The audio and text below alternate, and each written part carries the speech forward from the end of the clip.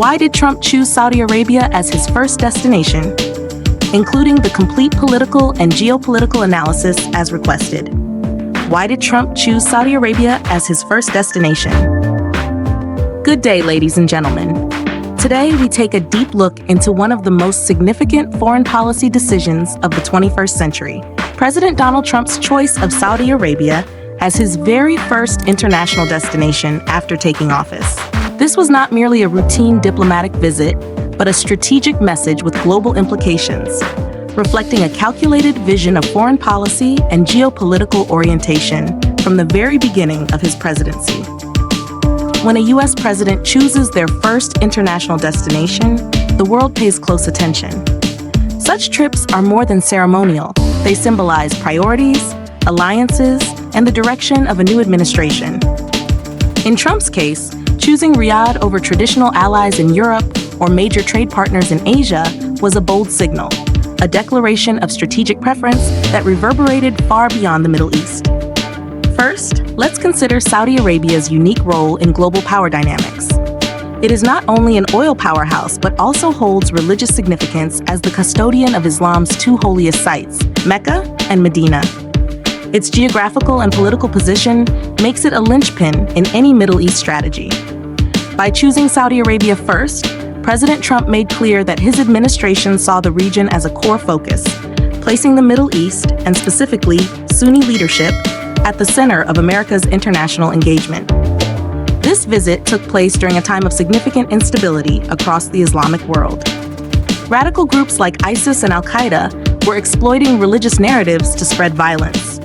Meanwhile, U.S. relations with Muslim-majority nations had soured due to the aftermath of the Iraq and Afghanistan wars and the Arab Spring's unmet promises.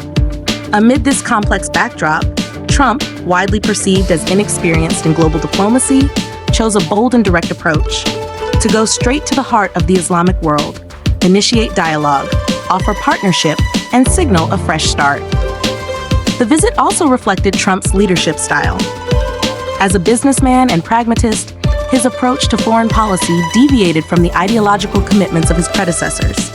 Instead of focusing on democracy promotion or human rights, Trump prioritized deals, security, and strategic leverage. This became crystal clear when he announced massive trade and defense agreements during the trip, including a record-breaking $110 billion arms deal intended to modernize Saudi Arabia's military and balance regional power, especially against Iran. But it wasn't just about big numbers. Symbolism played a key role. One unforgettable moment was when Trump, Saudi King Salman, and Egypt's President Sisi placed their hands on a glowing orb, inaugurating the Global Center for Combating Extremist Ideology. That image went viral worldwide, symbolizing a new coalition between the U.S. and moderate Islamic powers to fight terrorism.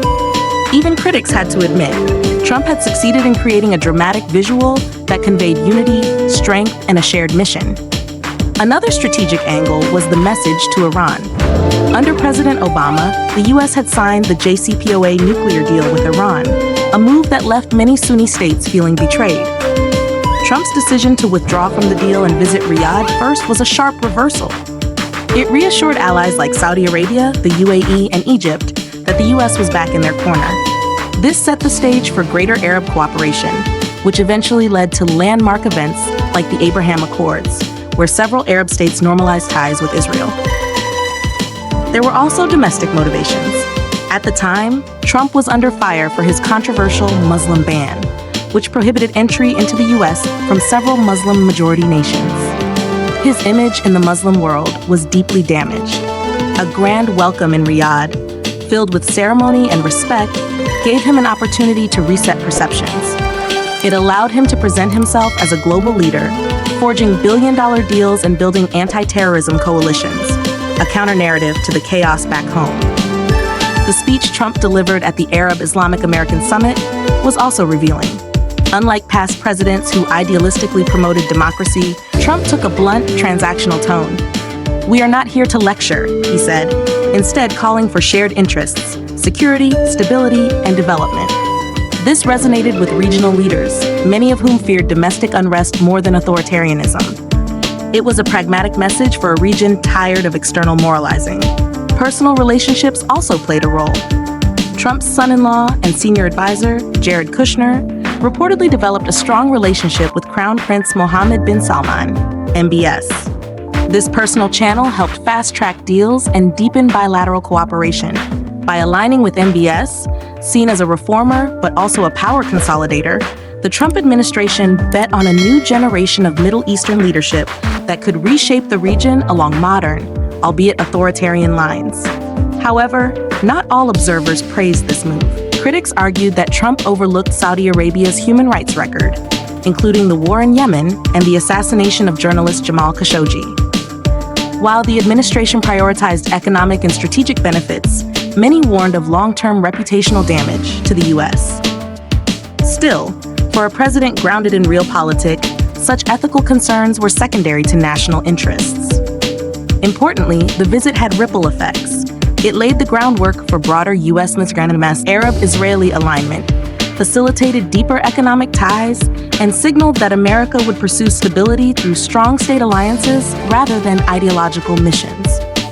The Trump doctrine in the Middle East, as it emerged, was clear: partner with powerful regimes to fight extremism, contain Iran, and promote transactional diplomacy over abstract values.